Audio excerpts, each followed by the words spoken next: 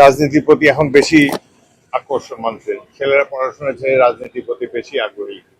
তখন পড়াশোনার দিকে বা খেলাধুলার দিকেই ছাত্রদের আগ্রহ বেশি ছিল। আবার এই রাজনৈতিক আগ্রহের কারণে অনেক সময় এই বাংলাদেশটা স্বাধীন হয়েছে রাজনীতির আগ্রহের কারণে। আবার কখনো কখনো স্বৈর শাসন যখন বাংলাদেশের মানুষের উপর চেপে বসে, তখন আবার এই ছাত্র যুবকরাই জনগণের পক্ষ থেকে রাজপথে নেমে এসে স্বৈর শাসনের অবসান ঘটায়, গণতান্ত্রিক ব্যবস্থাকে আবার পুনঃপ্রবর্তন করে। তো গণতন্ত্র ছাড়া তো বাংলাদেশের মুক্তি বা সমৃদ্ধি অর্জন সম্ভব নয়। সেই দিক দিয়ে রাজনীতির এই একটা ভালো দিক আমি লক্ষ্য করেছি যে সাধারণ মানুষের সচেতনতা বেড়েছে, গণতন্ত্রের প্রতি তাদের ঐকান্তিক আগ্রহ বেড়েছে। এটি বাংলাদেশকে অনেক আগে নিয়ে যাবে। বিশেষ করে গত 16 বছরের স্বৈর শাসনের পর ছাত্র জনতা, ছাত্রদের অভিভাবকরা, সাধারণ মানুষ রাজপথে নেমে যেভাবে এই মাফিয়াতন্ত্রের অবসান ঘটিয়েছে, সেটি বাংলাদেশের জন্য এক গৌরবময় অধ্যায়। এই দেশে গণতান্ত্রিক ব্যবস্থা আরো দৃঢ়ভাবে প্রতিষ্ঠিত হবে বাংলাদেশের মাটিতে, এটাই আমরা কামনা করি। এবং গণতন্ত্রের মাধ্যমেই আমাদের অর্থনৈতিক অগ্রগতি অর্জন করা সম্ভব বলে আমি বিশ্বাস করি। বর্তমানে একটি অত্যন্ত সুন্দর নিরপেক্ষ নির্বাচনের মাধ্যমে একটি সংসদ গঠিত হয়েছে, সংসদের সবেমাত্র কাজ শুরু। এই সংসদ আশা করি বাংলাদেশকে সমৃদ্ধির পথে এগিয়ে নিয়ে যেতে সক্ষম হবে। বিশেষ করে স্কুল কলেজের সেই দিনগুলোর কথা তো ভোলা যায় না। আর আমি শৈশবে বা কৈশোরে খেলা পাগল ছিলাম, খেলার মাঠে অধিকাংশ সময় থাকতাম।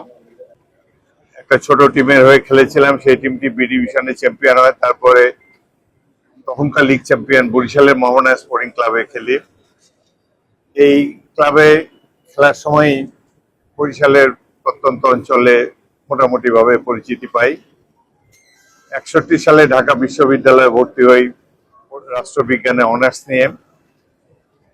প্রথম দিকে একেবারেই অপরিচিত ছিলাম, বরিশাল থেকে সেখানে গিয়েছি। তো 2-3 মাসের মধ্যেই ঢাকা শহরে মোটামুটি আমার পরিচিতি একজন উদীয়মান খেলোয়াড় হিসাবে ছড়িয়ে পড়ে।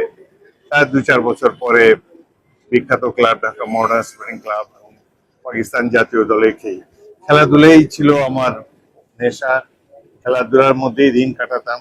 রাজনীতি কখনো আমাকে আকর্ষণ করেনি। ঢাকা বিশ্ববিদ্যালয়ের ছাত্র হিসেবে কোনো রাজনীতি কখনোই করিনি।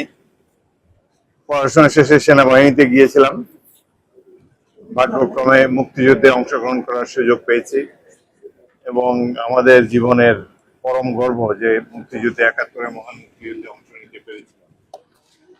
রাজনীতি কখনো আকর্ষণ করেনি। সেনাবাহিনী থেকে বের হওয়ারও 10 বছর পরে হঠাৎ করে ভাগ্য যে কোনো কারণে ঘটনাচক্রে রাজনীতিতে যাই।